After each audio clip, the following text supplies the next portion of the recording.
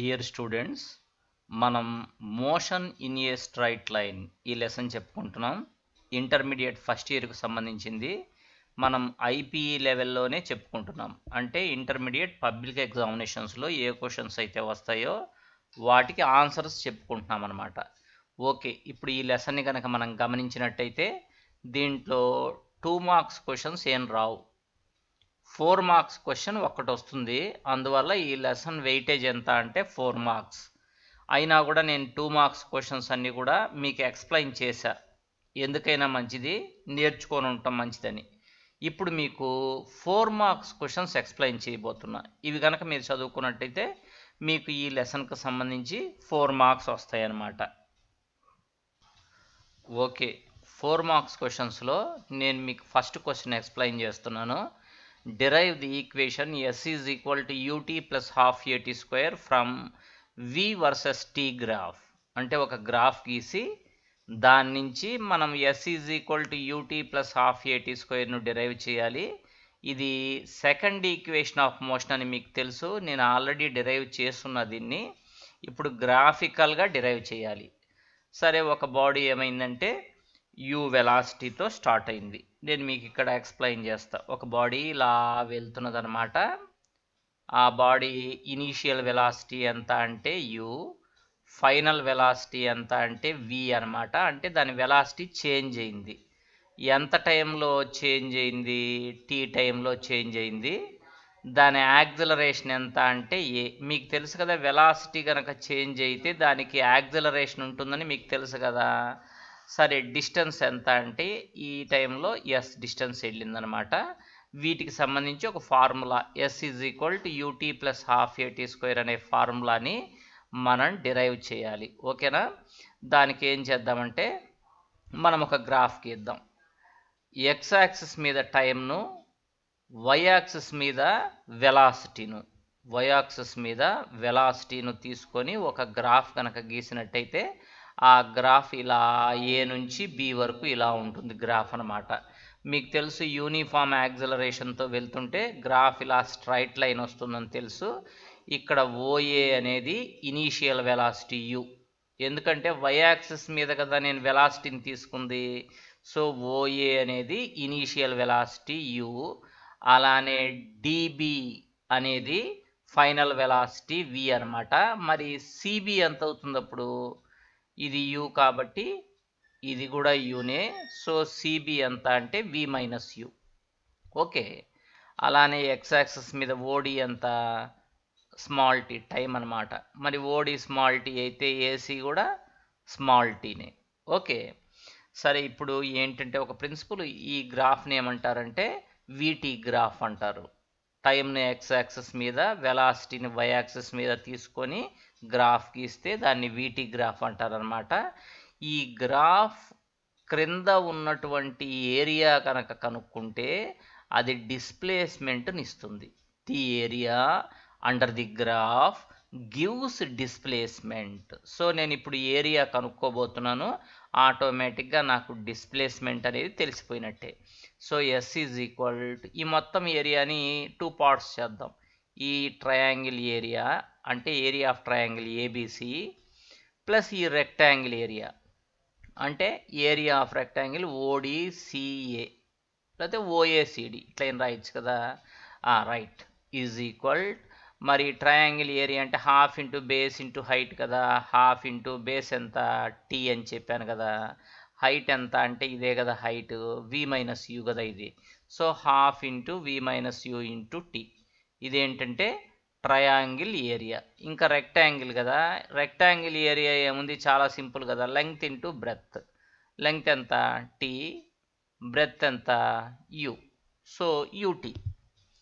ఇది first part ఏమో triangle area, second part ఏమో రెక్టాంగిల్ ఏరియా. అప్పుడు మనకి ఎస్ వచ్చేసినట్టే. అంటే s is equal to half v minus యూకు బదులు నేను ఏటీ రాస్తున్నా. ఎందుకంటే v is equal to u plus ఏటీ అని మీకు ముందే తెలుసు. అప్పుడు ఈ యూని ఎల్హెచ్ఎస్ సైడ్ తీసుకొస్తే v minus u is equal to a t అవుతుంది. సో వి మైనస్ యూకు బదులు ఏటీ సబ్స్టిట్యూట్ చేస్తే ఇలా వచ్చిందనమాట. అంటే హాఫ్ ఏటీ square t into t, t square కదా, ప్లస్ యూటీ. అంటే ut plus half at square. ఏది is equal to s is equal to. So s is equal to ut plus half at square అనే equation of మోషన్ను మనం గ్రాఫికల్గా derive చేసామన్నమాట. ఓకేనా? ఇది ఒక 4 మార్క్స్ క్వశ్చన్. నెక్స్ట్ ఇది చూడండి. A particle moves in a straight line with uniform acceleration. ఒక పార్టికల్ అట స్ట్రైట్ లైన్లో వెళ్తున్నది, యూనిఫామ్ యాక్సిలరేషన్తో వెళ్తున్నది. Its velocity at time t is equal to 0 is v1. అంటే టైం 0 అయినప్పుడు, అంటే స్టార్టింగ్లో ఇనీషియల్ వెలాసిటీ ఎంత అంటే v1, అండ్ టైం t దగ్గర v2, అంటే ఫైనల్ వెలాసిటీ v2 అనమాట. The average velocity of the particle in this time interval is, దాని యావరేజ్ వెలాసిటీ ఎంత అంటే v1 plus v2/2. Is this correct? ఇది కరెక్టేనా అని అడుగుతున్నాడు. సో మీకు ఏం తెలిసింది ఇప్పుడు? ఈ బాడీ స్ట్రైట్ లైన్లో వెళ్తున్నది, అదొకటి తెలిసింది మీకు. నేను ఇక్కడ వేస్తున్నా, దానికి యూనిఫామ్ యాక్సిలరేషన్ ఉంది. దాని ఇనీషియల్ వెలాసిటీ ఎంత అంటే v1, ఫైనల్ వెలాసిటీ ఎంత అంటే v2.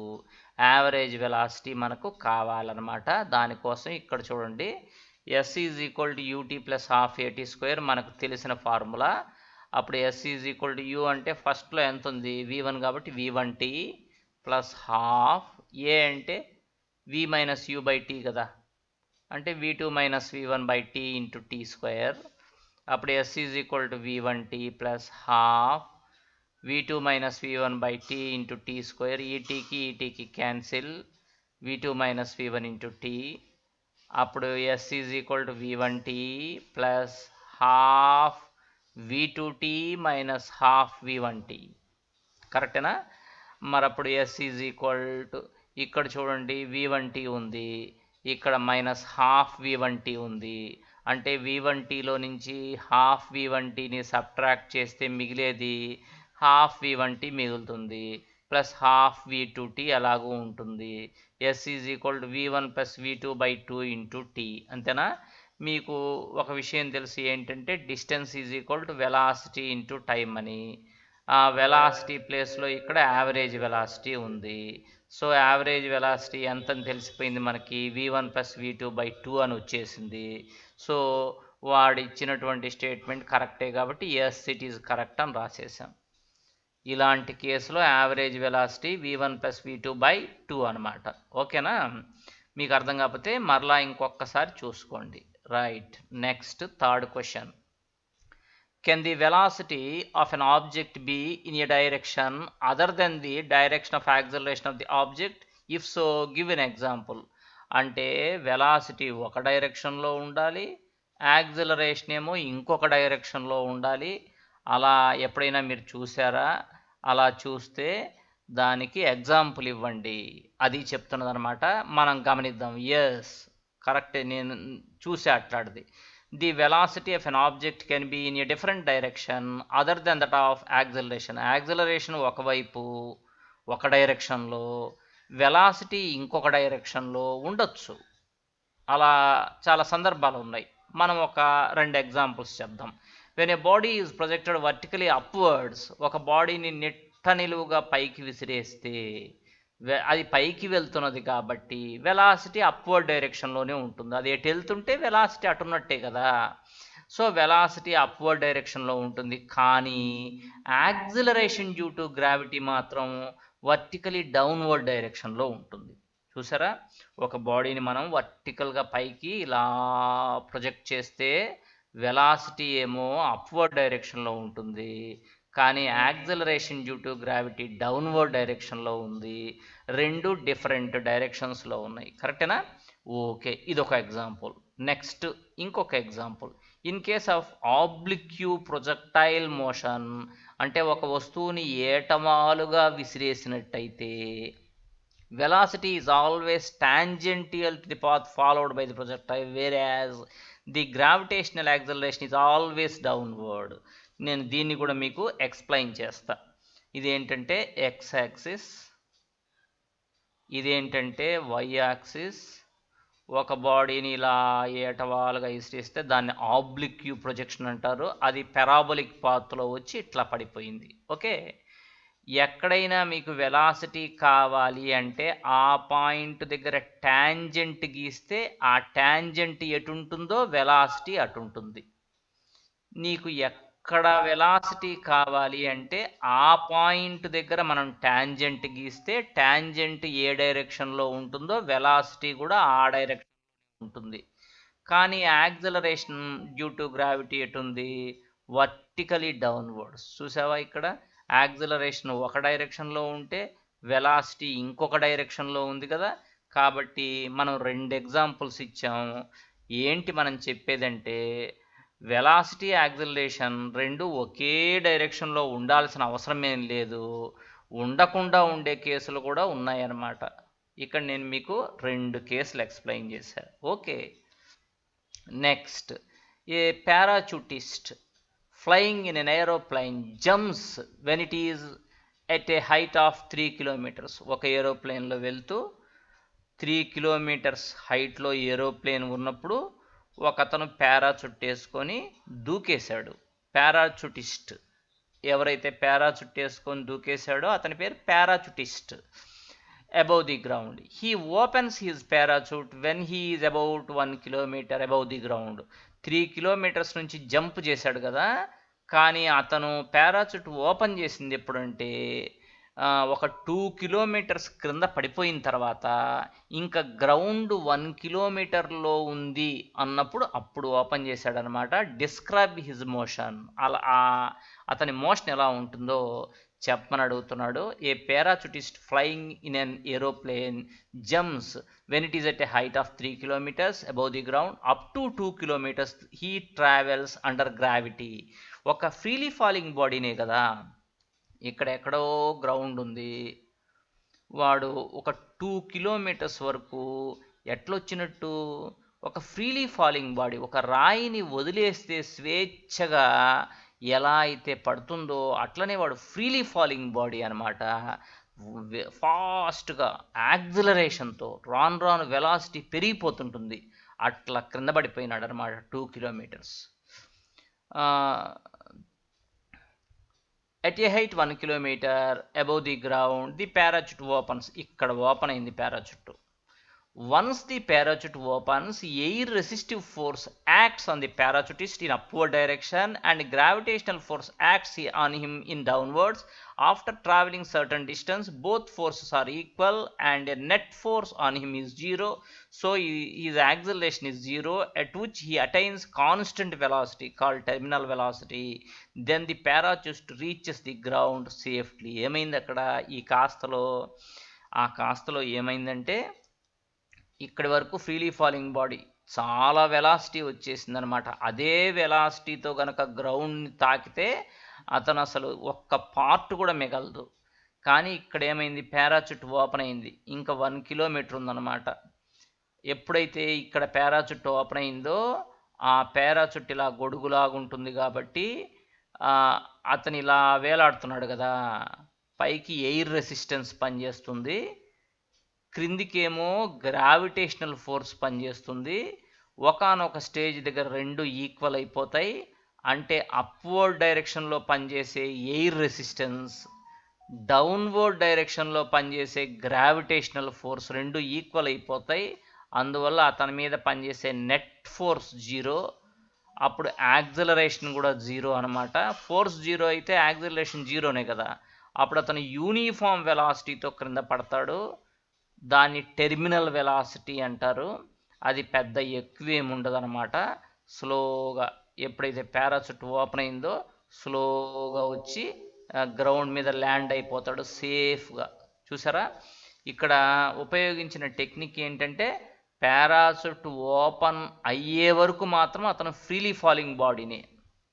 కానీ వన్స్ పారాచూట్ ఓపెన్ అయిందంటే అప్పుడు అప్వర్డ్ డైరెక్షన్లో పనిచేసే రెసిస్టెన్సు, డౌన్వర్డ్ డైరెక్షన్లో పనిచేసే గ్రావిటేషనల్ ఫోర్సు, ఈ రెండు ఈక్వల్ అయ్యి నెట్ ఫోర్స్ జీరో అవుతుందన్నమాట.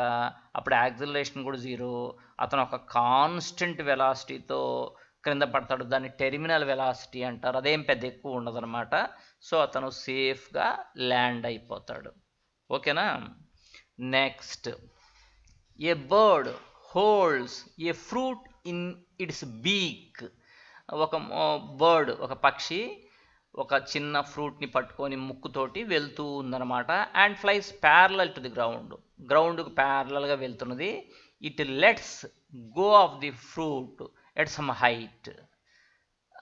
Describe the trajectory of the fruit as it falls to the ground as seen by the bird and a person on the ground. ఇది నేను ఇక్కడ explain చేస్తాను, జాగ్రత్తగా చూడండి. ఇది గ్రౌండ్ అనమాట, ఇది గ్రౌండ్. ఇక్కడ ఒక పక్షి ఏదో వెళ్తూ ఉంది, బర్డ్ అనమాట అది. ఆ బర్డ్ అలా వెళ్తూ ఉంటే అది హారిజాంటల్గా ఇలా ప్యారలల్గా వెళ్తుంది గ్రౌండ్కు. అంటే దానికి కొంత వెలాసిటీ ఉంటుంది. అది ఒక ఫ్రూట్ని డ్రాప్ చేసిందనమాట. ఆ ఫ్రూట్కి కూడా ఈ బర్డ్కి ఎంత హారిజాంటల్ వెలాసిటీ ఉంటుందో దానికి కూడా అంతే హారిజాంటల్ వెలాసిటీ ఉంటుంది. కాబట్టి అది ఇలా పారాబొలిక్ పాత్లో క్రింద పడిపోతుంది.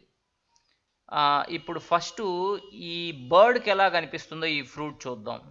ఈ ఫ్రూట్ ఇక్కడ ఉన్నప్పుడు కరెక్ట్గా బర్డ్ కింద ఉంది. ఈ ఫ్రూట్ ఇక్కడికి వచ్చినప్పుడు బర్డ్ ఇక్కడ ఉంటుంది.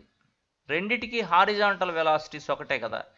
బర్డ్ ఇక్కడ ఉన్నప్పుడు ఫ్రూట్ ఇక్కడ ఉంటుంది, బర్డ్ ఇక్కడ ఉన్నప్పుడు ఫ్రూట్ ఇక్కడ ఉంటుంది. అంటే ఎప్పుడు కూడా బర్డ్కి ఫ్రూట్ తన క్రిందనే ఉన్నట్టుగా కనిపిస్తున్నది, చూసారా? అంటే బర్డ్ ఏమనుకుంటుందంటే వర్టికల్ స్ట్రైట్ లైన్లో ఈ ఫ్రూట్ వెళ్ళి నేల మీద పడిపోయింది అనుకుంటుంది అనమాట, వర్టికల్ స్ట్రైట్ లైన్లో. ఎందుకంటే బర్డ్ ఎప్పుడు చూసినా కూడా ఆ ఫ్రూట్ ఎక్కడుంది చెప్పండి, కరెక్ట్గా ఆ బర్డ్ క్రిందనే ఉంది ఫ్రూటు. అప్పుడు బర్డ్కి ఎలా కనిపిస్తుంది, ఎప్పుడు నా కిందనే ఉంది కాబట్టి అది వర్టికల్గా క్రింద పడిపోయింది అనుకుంటుంది. యాక్చువల్గా అది జరిగింది. అది in the view of the bird. ఇక్కడ ఒక పర్సన్ ఉన్నాడు, ఆ పర్సన్కి మాత్రం ఆ ఫ్రూట్ ఎట్లా కనిపిస్తుందంటే పారాబొలిక్ పాత్లో ఇలా వచ్చేసి క్రింద పడిపోయినట్టు కనిపిస్తుంది అనమాట. ఓకేనా? అదే ఎందుకో రీజన్ అనేది ఇక్కడ చూడండి మీరు జాగ్రత్తగా. In the horizontal direction the bird and the fruit will have same velocity. Horizontal డైరెక్షన్లో బర్డ్కి ఎంత వెలాసిటీ ఉంటుందో ఫ్రూట్కి కూడా అంతే వెలాసిటీ ఉంటుంది. So they travel equal distances in equal intervals of time. హారిజాంటల్గా రెండు ఒకే డిస్టెన్స్ ట్రావెల్ చేస్తాయి. బర్డ్ ఎంత దూరం వస్తుందో ఫ్రూట్ కూడా అంతే దూరం వస్తుంది. So the fruit always appears just below the bird. కాబట్టి ఫ్రూట్ ఎట్లా కనిపిస్తున్నది, ఎప్పుడు కూడా బర్డ్ క్రింద ఉన్నట్టే కనిపిస్తున్నది, ఎప్పుడు తన క్రిందనే ఉంది కాబట్టి వర్టికల్గా పడిపోయినట్టుగా అనిపించింది.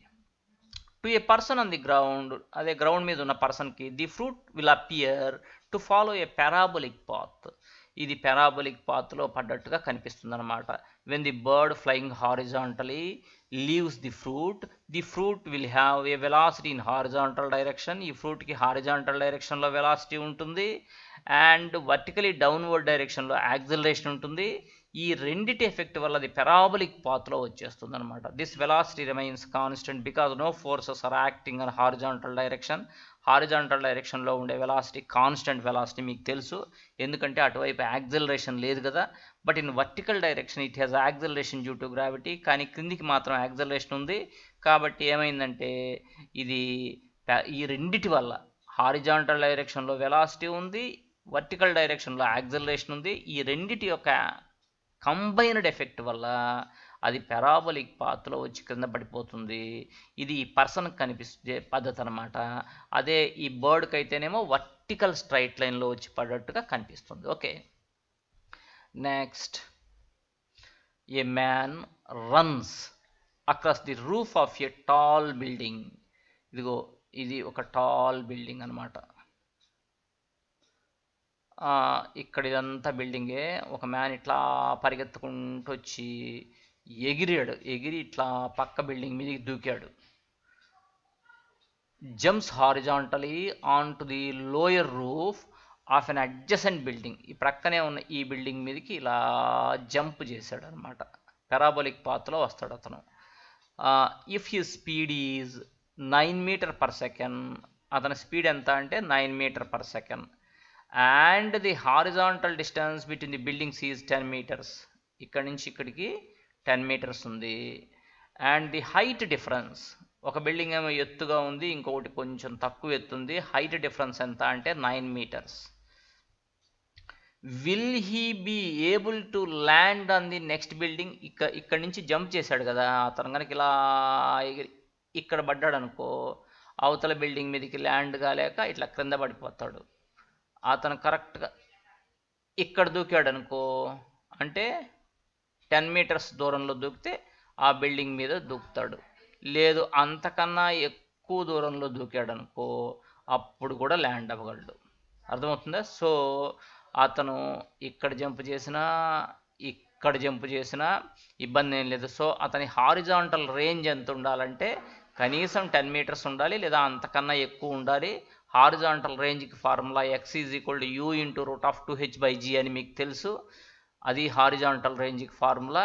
ఇక్కడ u అంటే అతని ఇనీషియల్ వెలాసిటీ 9 మీటర్/సెకండ్, h అంటే హైట్ ఆఫ్ ది బిల్డ్. ఇదిగో ఇది ఇంతవరకే. ఇదంతా మనకెందుకు, ఇదంతా అవసరం లేదు. ఆ రెండింటి మధ్య హైట్ డిఫరెన్సే. అదెంత అంటే 9 మీటర్స్, g 10 మీటర్/సెకండ్² అని ఇచ్చాడు కదా ఇక్కడ.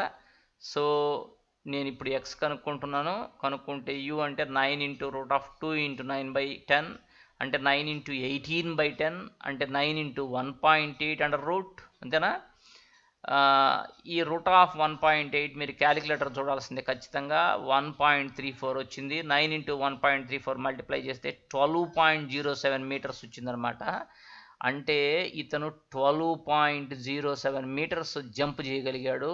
ఈ మధ్యలో ఉన్నది 10 మీటర్సే కాబట్టి డెఫినెట్గా అతను అవతనుండే బిల్డింగ్ మీదకి ల్యాండ్ అవ్వగలడు. ల్యాండ్ కాలేని పరిస్థితి ఎప్పుడు వస్తుందంటే ఈ రేంజ్ 10 కంటే బిలో వచ్చి ఉంటే అప్పుడు ఖచ్చితంగా అతను ఇక్కడ జంప్ చేసిన అతను ఇక్కడ పడిపోయేవాడు.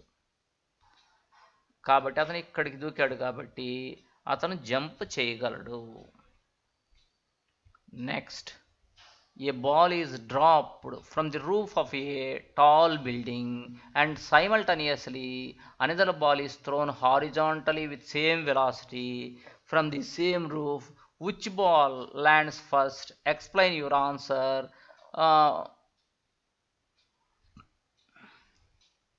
ఇక్కడ చూడండి, ఇది గ్రౌండ్ అనమాట.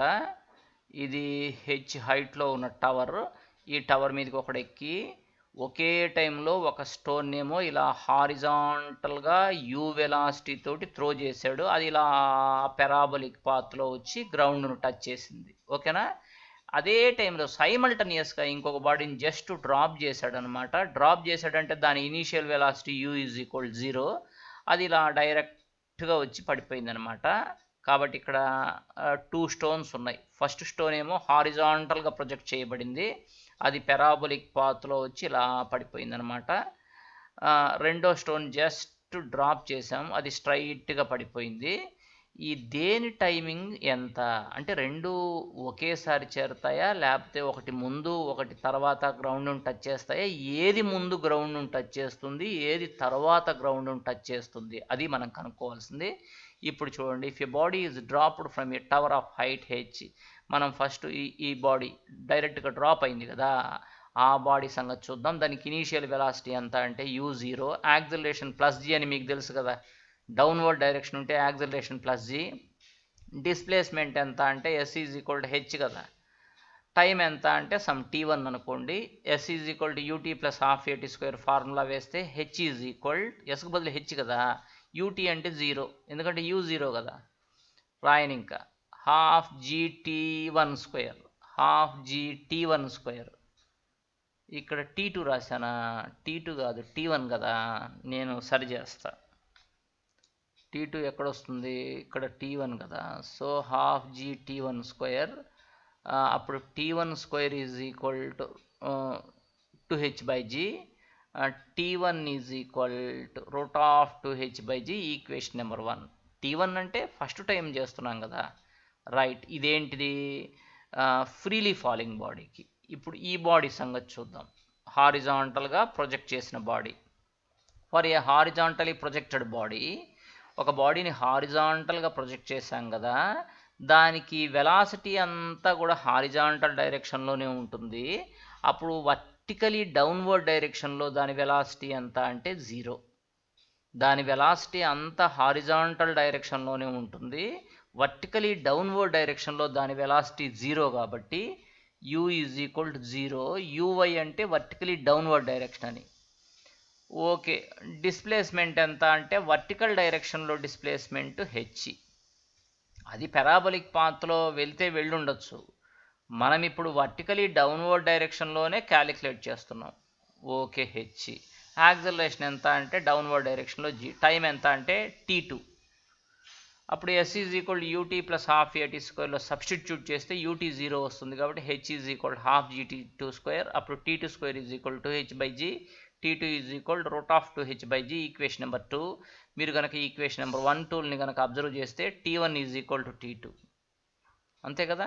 అంటే దాని అర్థం ఏంటి, రెండు స్టోన్స్ కూడా ఒకేసారి సైమల్టనియస్గా గ్రౌండ్ను చేరతాయి. ఒకటి ముందు ఒకటి వెనక చేరవు. మనకేమనిపిస్తుందో తెలుసా, ఈ బాడీ ఇలా పెరాబోలిక్ పాత్లో వెళ్ళింది కదా, చాలా టైం తీసుకుంటుందేమో, నిదానంగా గ్రౌండ్ను టచ్ చేస్తుందేమో. ఈ బాడీ ఏమో స్ట్రైట్గా వర్టికల్గా పడిపోయింది కదా, ఇది ముందు చేరుతుందేమో అనుకుంటాం మనం. అలా జరగదు. రెండు బాడీస్ కూడా ఒకేసారి గ్రౌండ్ను టచ్ చేస్తాయి, సైమల్టనియస్గా టచ్ చేస్తాయి అన్నమాట. ఎందుకని ఇలా జరిగిందంటే, వర్టికలీ డౌన్వర్డ్ డైరెక్షన్లో మొదటి బాడీకి వెలాసిటీ u0, రెండో బాడీకి కూడా వెలాసిటీ u0నే. రెండో బాడీకి వెలాసిటీ హారిజాంటల్ డైరెక్షన్లో ఉందంటే వర్టికలీ డౌన్వర్డ్ డైరెక్షన్లో దాని velocity 0. Next, A ball is dropped from A building and simultaneously another ball is projected upward with some velocity. Describe the change in relative velocities of the ball as a function of time. ఒక body and ఒక ball పైనుంచి క్రిందికి drop చేశారంట. ఇలా drop చేశారు. ఇంకొక బాల్ని సైమల్టనియస్గా అదే టైంలో ఇలా పైకి విసిరేశారు. ఏం కనుక్కోమన్నాడంటే చేంజ్ ఇన్ రిలేటివ్ వెలాసిటీస్ కనుక్కోమంటున్నాడు. కాబట్టి answer, suppose the ball A is falling freely. పైనుంచి క్రింద పడే బాల్ని చూసావా, దానికి ఏ అని పేరు పెట్టుకుందాం. క్రింద నుంచి పైకి వెళ్ళే బాల్ని చూసారా, దానికి మనం బి అని పేరు పెట్టుకుందాం. పైనుంచి క్రింద పడేది ఫ్రీలీ ఫాలింగ్ కదా, ఇట్స్ ఇనీషియల్ వెలాసిటీ అంతా 0. పైనుంచి క్రింద పడ, suppose the ball B is projected vertically upwards. మరి ఈ బాల్ పైకి వస్తున్నది కదా, దాని ఇనీషియల్ వెలాసిటీ u ఉంటుంది. క్రింద పడుతుంది చూసారా ఫ్రీలీ ఫాలింగ్, దాని ఇనీషియల్ వెలాసిటీ 0 ఉంటుంది. దీని initial velocity u is equal to u ఉంటుంది. మరలాంటప్పుడు వాటి రిలేటివ్ వెలాసిటీ ఎంత అన్నప్పుడు VAB అంటారు దాన్ని. అంటే సమ్ UA మైనస్ UB అనమాట. VAB లేకపోతే UAB అంటే UA మైనస్ UB అంటే 0 minus U is equal to minus U. UAB. Right. After some time t the velocity of A will be, కొంచెం సేపు గడిచిందనమాట t టైము.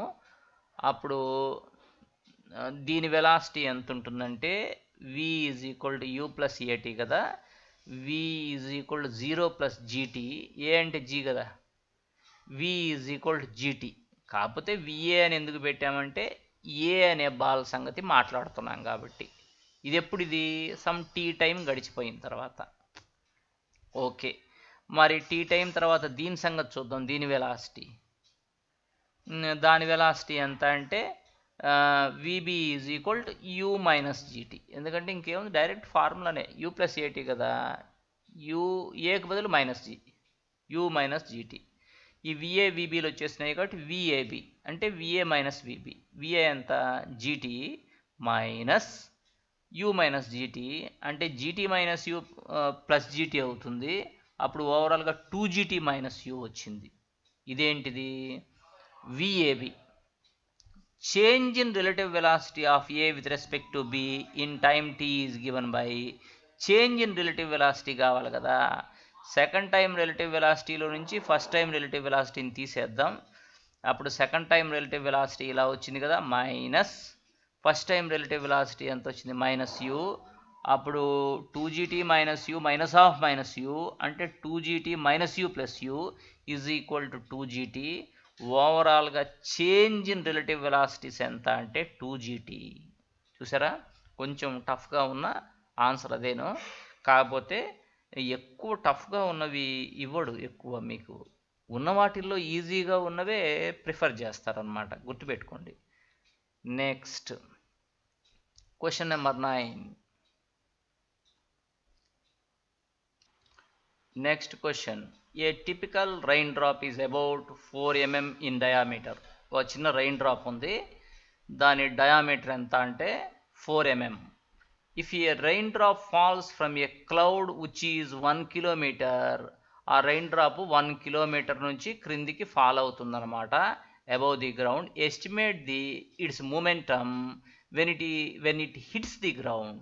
ఆ రెయిన్ డ్రాప్ ఇలా వచ్చి గ్రౌండ్ని hit చేస్తుంది కదా, ఆ టైంలో దాని మూమెంటం ఎంతో కావాలి. దీనికోసం ఏం చేద్దామంటే ఆ rain drop freely falling body కదా, ఇక్కడ దాని డయాగ్రామ్ కూడా వేసుకుందాం. మనం ప్రతిదానికి డయాగ్రామ్ వేసుకోవటం అనేది అలవాటు చేసుకోవాలి.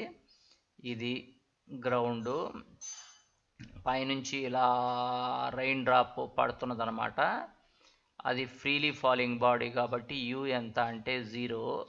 మీకు తెలుసు a is equal plus g అని, ఎందుకంటే ఫ్రీలీ ఫాలింగ్ బాడీకి ప్లస్ జీ. హైట్ ఎంత అంటే ఇక్కడ 1 kilometer ఇచ్చాడు కాబట్టి h is equal to 1 kilometer. ఓకేనా? మరి అలాంటప్పుడు v square minus u square is equal to 2as formula వేస్తే v square minus 0 square is equal to 2gh. V is equal to root of 2gh అంటే v is equal to root of 2 into 9.8. G అంటే 9.8 కదా, H అంటే 1000 meters, 1 kilometer అంటే 1000 meters. అప్పుడు 2 into 9.8 ఎంత, 19.6 into 1000. ఇక్కడి నుంచి ఒక జీరోని ఇట్లా తీసుకురండి, అప్పుడు ఇది 196 అవుతుంది, అంతే కదా. 196 ఇంటూ 100, 196కు రూట్ కడితే 14, 100కు రూట్ ఎంత 10, 14 ఇంటూ 10 140 meter/second. అంటే ఈ రెయిన్ డ్రాప్ గ్రౌండ్ని టచ్ చేసే టయానికి దాని వెలాసిటీ ఎంతో తెలిసిపోయింది, 40 meter/second అని. ఇంకా ఇప్పుడు దాని రేడియస్ ఎంత అంటే డయామీటర్ బై 2 కదా, 2 mm. 2 ఇంటూ మిల్లీమీటర్స్ని మీటర్స్లోకి మారిస్తే 10⁻³ meters. ఓకేనా? రేడియస్ తెలిసింది కదా, వాల్యూమ్ కనుక్కుంటున్నా. ఎందుకనంటే మొమెంటం అడిగాడు కదా, మొమెంటం అంటే ఎంవి అని మీకు తెలుసు కదా ఫార్ములా. వి అయితే తెలిసిపోయింది కానీ మాస్ తెలియలేదు కదా, మాస్ తెలియటం కోసం ఇదంతా. వాల్యూమ్ ఎంత అంటే 4/3 πr³ ఎందుకంటే స్పెరికల్ షేప్లో ఉంటుంది రెయిన్ డ్రాప్.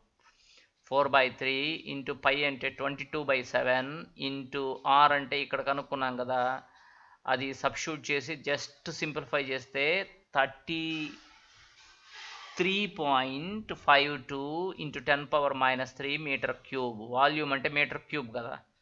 సరే ఓకే, ఇప్పుడు డెన్సిటీ ఆఫ్ వాటర్ ఎంత, 1000 kg/m³ మీకు తెలిసి ఉండాలి. ఎందుకని డెన్సిటీ, మరి ఇప్పుడు density is equal to mass by volume కదా, density is equal to mass by volume కదా. మరి mass is equal to density into volume కదా, అందువల్ల మాస్ కావాలంటే డెన్సిటీ ఇంటూ వాల్యూమ్. డెన్సిటీ ఎంత ఇక్కడ వచ్చింది 1000, వాల్యూమ్ ఇక్కడ కనుక్కున్నాం మనం, రెండింటిని మల్టిప్లై చేస్తే ఇంత వచ్చిందనమాట. అప్పుడు చిన్నగా మనకు మాస్ వచ్చింది కాబట్టి మొమెంటం కావాలి కదా, P is equal to MV. Mass ఏమో ఇప్పుడే కనుక్కున్నాం మనం, ఇది మాస్. వెలాసిటీ ఎంత అంటే ఇక్కడ కనుక్కున్నాం కదా 140 అని. సో వెలాసిటీ 40 కాబట్టి రెండింటిని మల్టిప్లై చేస్తే మొమెంటం వస్తుంది. మొమెంటంను పీతో డినోట్ చేస్తారు, దానికి kg/s యూనిట్ కాబట్టి kg/s అని పెట్టాలి. ఇది 9th problem. Next 10th question. Show that the maximum height reached by a projectile launched at an angle of 45 degrees is 1/4 of the range.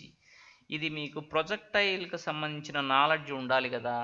నేను చెప్పాను మీకు ప్రొజెక్టైల్, అవన్నీ చూసుకోవాలి. ఎట్లంటే ఇలా x యాక్సిస్, ఇది y యాక్సిస్, ప్రొజెక్టైల్ పారాబొలిక్ పాత్లో ఇలా వెళ్ళి పడుతుంది.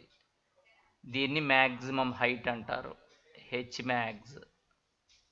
ఈ మొత్తాన్ని రేంజ్ అంటారు, రేంజ్. ఇక్కడ రేంజ్కి ఫార్ములా ఏంటి? u² sin 2θ/g. ఇది డిరైవ్ చేసాం మనం. హెచ్ మ్యాక్సిమం ఇక్కడ చూపించాను కదా, దానికి ఫార్ములా ఏంది? u² sin²θ/2g. రెండింటికి ఫార్ములాలు రాశాను కదా. θ 45 degrees అని ఇచ్చున్నాడు. అలాంటప్పుడు ఆర్ ఎంత వస్తుందంటే ఆర్ మ్యాక్స్ అంటే 45 degrees యాంగిల్తో ప్రొజెక్ట్ చేస్తే రేంజ్ మ్యాక్సిమం ఉంటుంది కాబట్టి ఆర్ని నేను జస్ట్ ఆర్ మ్యాక్స్ అనుకున్నా. నీ ఇష్టం, ఆర్ అంటే ఆరే అనుకోవచ్చు, అక్కడేం లేదు. u² sin 2θ అంటే 2 × 45 sin 90/g.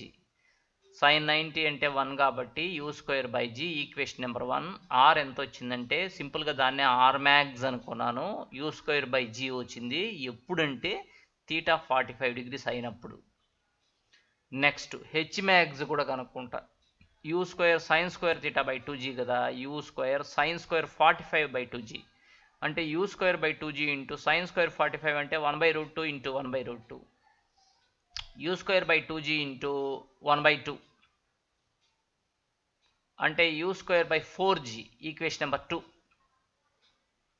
ఇప్పుడు ఈక్వేషన్ నెంబర్ 1, 2లని గమనిస్తే మీరు ఆర్ మ్యాక్స్ ఎంత వచ్చిందంటే u²/g వస్తే హెచ్ మ్యాక్స్ u²/4g వచ్చిందనమాట. అంటే ఆర్ మ్యాక్స్ని 4తో డివైడ్ చేస్తే హెచ్ మ్యాక్స్ వస్తుంది. కాబట్టి h max is equal to r max అనమాట. So h max is 1/4 of the range. 1/4 అంటే 1/4 ఉంటే 1/4 కదా. H max is equal to r max. అది ఓకేనా? ఇలా దీన్ని చేయొచ్చు అనమాట. దీన్ని ఇంకొక రకంగా కూడా చేయొచ్చు. నేను ఇప్పుడు మీకు చూపిస్తా వేరే రకంగా ఎలా చేయొచ్చు అనేది. ఇక్కడ చూడండి, నేను ఇప్పుడు చేసి చూపిస్తాను. మీకేం చెప్పాను నేను? H is equal to u² sin²θ/2g. R ఎంత అంటే u² sin 2θ/g. ఇప్పుడు నేనేం చేస్తానంటే జస్ట్ 4h/r కనుక్కుంటా. ఏమవుతుంది అనేది మీరు గమనించండి. ఫస్ట్ 4h/r కనుక్కుంటా, ఏమొస్తుందో చూద్దాం. 4 ఇంటూ హెచ్ అంటే u² sin²θ/2g బై ఆర్ అంటే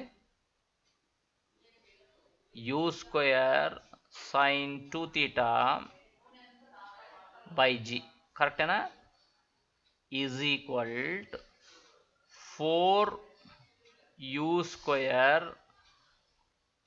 sin θ ఇంటూ sin θ, sin² అని అలా రాస్తున్నా నేను, బై 2g. దీన్ని తిరగదిప్పి రాయాలి కదా, into g by u² sin 2θ అంటే 2 sin θ cos θ, 2 sin θ cos θ.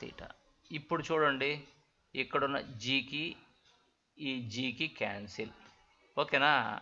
Next ఇక్కడ ఒక 2 ఉంది, ఇక్కడ కూడా ఒక 2 ఉంది. ఆ రెండు 2 ఇంటూ 2 4 అవుతుంది. ఈ 4కి క్యాన్సిల్. ఇక్కడ u² ఉంది, ఇక్కడ కూడా u² ఉంది, క్యాన్సిల్.